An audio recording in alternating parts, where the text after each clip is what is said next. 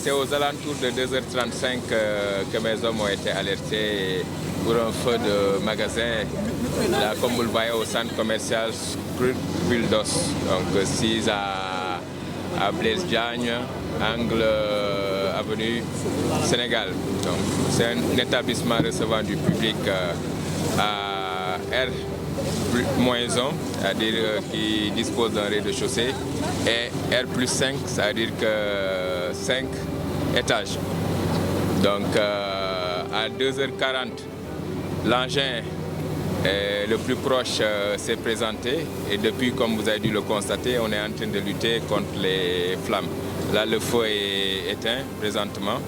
On est en train de tout faire pour quand même que les débris qui charbonnent, qu'on puisse les éteindre, qu'il n'y ait pas de risque de propagation, notamment vers les niveaux supérieurs, le 4e et le 5e étage, où il y a présentement de grosses réserves de produits inflammables. Pour les engins, on en a une dizaine dont une échelle, vous avez vu l'échelle, et 2 grandes citernes. Donc mes soucis en tant que commandant des opérations de secours, c'était d'abord d'accéder à l'intérieur du magasin. Comme vous l'avez vu ici, c'est un magasin. Malheureusement pour nous, la sécurité incendie a été quand même sacrifiée à l'hôtel de la sécurité anti-intrusion. Pour pénétrer, c'était assez compliqué parce que beaucoup de portes, notamment les accès ouest, étaient blindés. Donc on a tous les soucis pour les défoncer malgré la présence de l'unité de sauvetage développement que vous voyez ici. Donc tant bien que mal, on a réussi à pénétrer il y a 1h30 de cela. Donc ce qui fait que quand même c'était assez difficile. Même la devanture, c'était assez compliqué pour pénétrer et éteindre l'incendie par les communications existantes.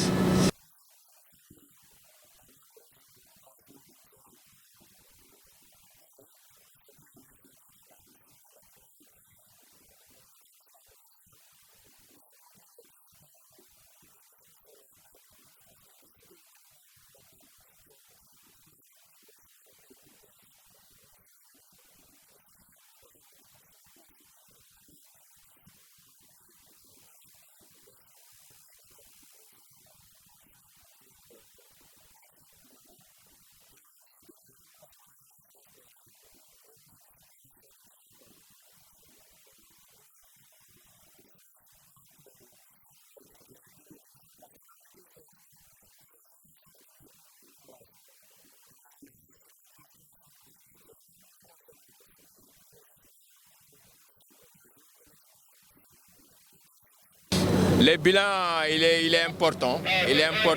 Donc, un de mes soucis également, c'était d'éviter de couper les propagations. Les propagations d'abord vers les tiers, les bâtiments tiers. Vous avez vu, c'est des immeubles à usage d'habitation. Donc, on a évacué les bâtiments mitoyens. Et dans ce bâtiment-là, on a eu quand même 3 personnes qui étaient intoxiquées par les feux, mais qui ont été prises en compte par notre unité médicale qui était sur place. Donc il n'y a pas eu trop de soucis à ce niveau. Au-delà des tiers, il fallait éviter également les propagations, comme je vous ai dit, au aux étages supérieurs, notamment le 4e et le 5e. Ben, un de nos soucis particuliers également, c'était d'éviter les ruptures d'attaque. Vous voyez, depuis les engins, ils viennent, ils repartent pour aller chercher de l'eau. C'est toujours le déficit d'hydrant qu'on ne cesse de signaler, surtout dans le secteur aussi stratégique que Sandaga. On est obligé d'aller au niveau de l'Assemblée nationale, au niveau de Malixi ou au niveau voilà, des bouches qui sont quand même assez éloignées du lieu du sinistre. On a même fait appel à la SDE parce que certaines bouches n'avaient pas de pression pour au moins que la SDE puisse relever la pression au niveau des hydrants existants.